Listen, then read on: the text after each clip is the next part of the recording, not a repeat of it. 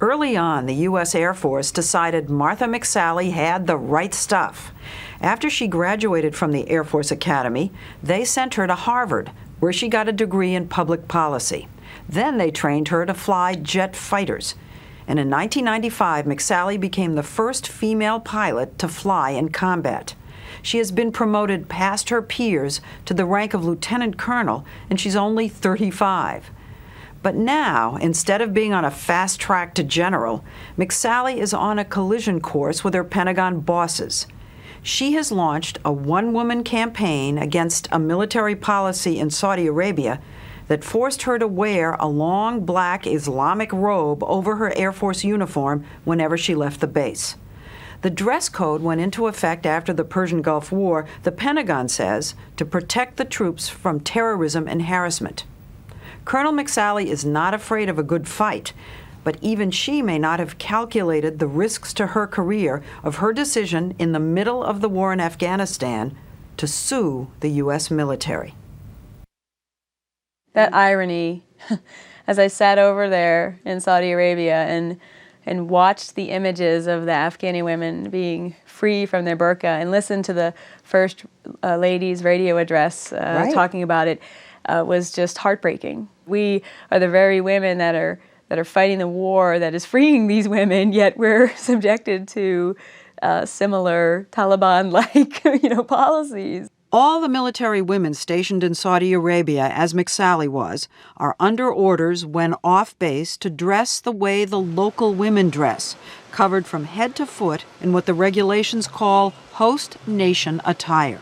They have to wear a traditional Muslim outfit of the abaya and the abaya headscarf that goes with it. That's not like the burqa. Doesn't your face fully isn't cover covered. your face. Now, is there anything comparable in the regulations for men? I looked at the regulation and found out that men, in fact, are prohibited from wearing any local customary Muslim clothing. What? Yes, they're prohibited. They will be punished for wearing it, while I will be punished for not wearing it. On top of that, the regulations say our military women can't drive while off the base because Saudi women are forbidden to drive. You can't drive? No, I can fly in a Saudi Arabia. Single-seat aircraft into enemy territory, but I can't drive a vehicle. I have to hand the keys over to one of my male peers or subordinates, and then I have to sit in the back. And at all times, I must be escorted by a male that, when questioned, is supposed to claim me as his wife. McSally is not used to taking a back seat to anyone. She pilots the A-10 Warthog, a single seat, as she calls it, ugly, down and dirty, tank-killing jet fighter with 100 combat missions under her belt. More recently, from her home base in Saudi Arabia, she was put in charge of the Search and Rescue Unit for operations in Iraq and Afghanistan. I felt like I was in a unique position as the highest-ranking female fighter pilot, kind of a warrior in the warrior's world, to say, this has got to go. And it was more my obligation than any of the other gals who are lower ranking than me. But what about the idea that the abaya helps the women blend in? If you go off base, whether you're in a car or whether you step out of that car, you have a bunch of clearly American military men with short haircuts and collared shirts and jeans walking around. Blonde. Yeah, so now what we look like is American military men with American military women wearing abayas.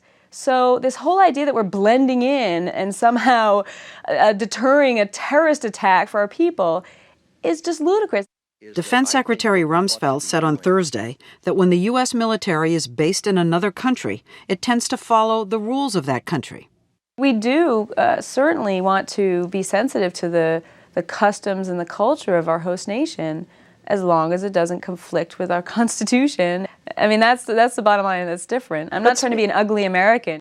There are other policies, though. You're not allowed to wear, for instance, the cross that you're wearing right now in Saudi Arabia so that it's visible. Right. You're not allowed to carry a Bible. There are other regulations to show our respect for their society. Right. Well, those are regulations that all personnel have to abide by. Not just women. This is where we separate our men from our women, and we demean and humiliate just them.